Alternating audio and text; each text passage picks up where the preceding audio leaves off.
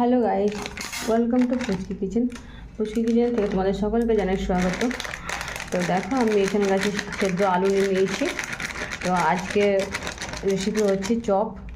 তো এখানে আছে আমি আলু নিয়ে নিয়েছি, আর পেঁয়াজ কুচি, আর আদা রসুন গ্রেট করে নিয়েছি, আর একটু লঙ্কা কুচি করে নিয়েছি। তো এখানে আমি পরিমাণ মতো দেখো বেসন নিয়ে নিয়েছি। তো এই বেসনটা আমি জলে গুলে পকোড়ি বানাবো, চপ বানাবো। দেখো, আমি তেল দিয়ে দিচ্ছি, কড়াইটা বসিয়ে দিয়েছি। অল্প তেল, সাথে কেটে রাখা পেঁয়াজ কুচি,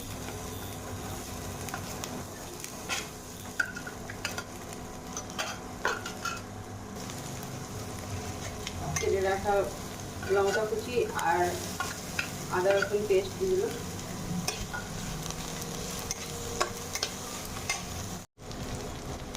একটু পরিমাণ মতো নুন আর একটু হলুদ দিয়ে দিলাম।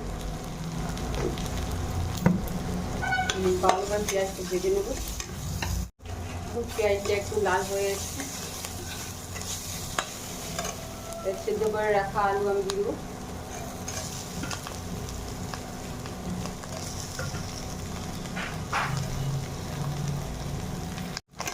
পেঁয়াজের সঙ্গে মশলার সঙ্গে মিক্স করে নেব।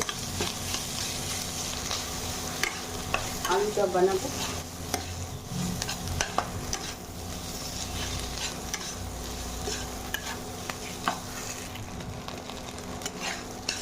আলুটা ভালো করে লঙ্কা রসুন আর আদা পেঁয়াজ কুচির সঙ্গে ভালোভাবে মিক্স হয়ে গেছে। এবার এদিকে বেসনটা আমি করে নেবো। দেখো, এখানে আমি বেসন নিয়ে নিয়েছি, আর এক চুটকি খাবার সোডা দিয়ে দিলাম, আর অল্প নুন দেব। নুন দিয়ে ভালো করে জল দিয়ে ফেটে নেব।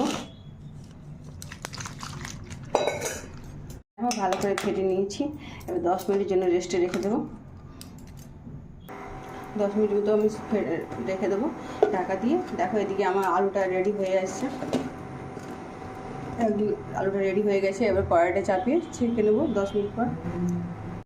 আলুটা এবার গোল গোল করে নেব।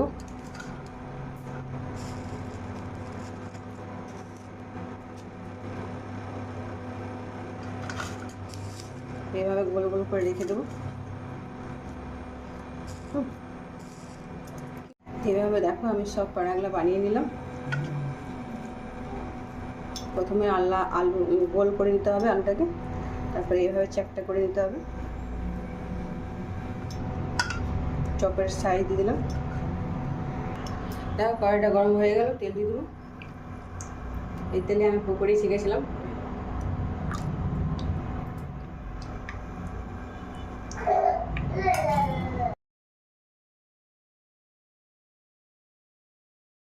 তেলটা তো অনেকটা গরম হয়ে গেছে।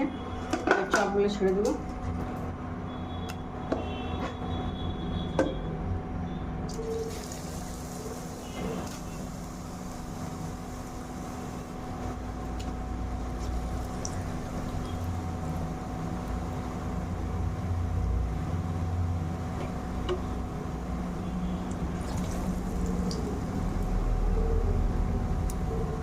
এইভাবে সব ছেড়ে দেবো।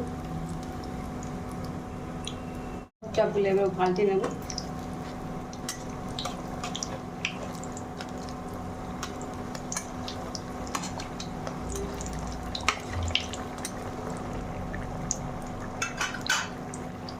দেখো, চপগুলো আমি এই পাশটা পাল্টে দিয়েছি।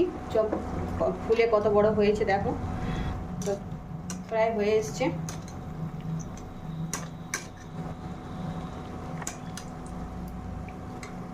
এবার চপগুলো দেখো ছেঁকে নেবো তেল থেকে। ফুলে কত বড় বড় সাইজ হয়ে এসছে দেখো।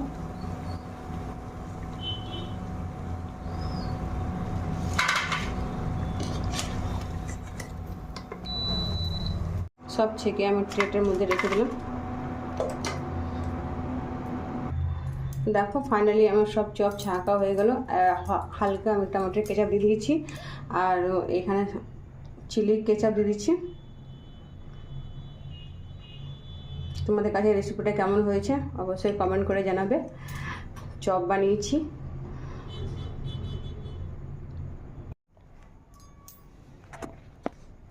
দেখো আলুর চপ বানিয়েছি। তোমাদের কাছে চপের রেসিপিটা কেমন হয়েছে অবশ্যই কমেন্ট করে জানাবে। লাইক কমেন্ট শেয়ার করো। ধন্যবাদ।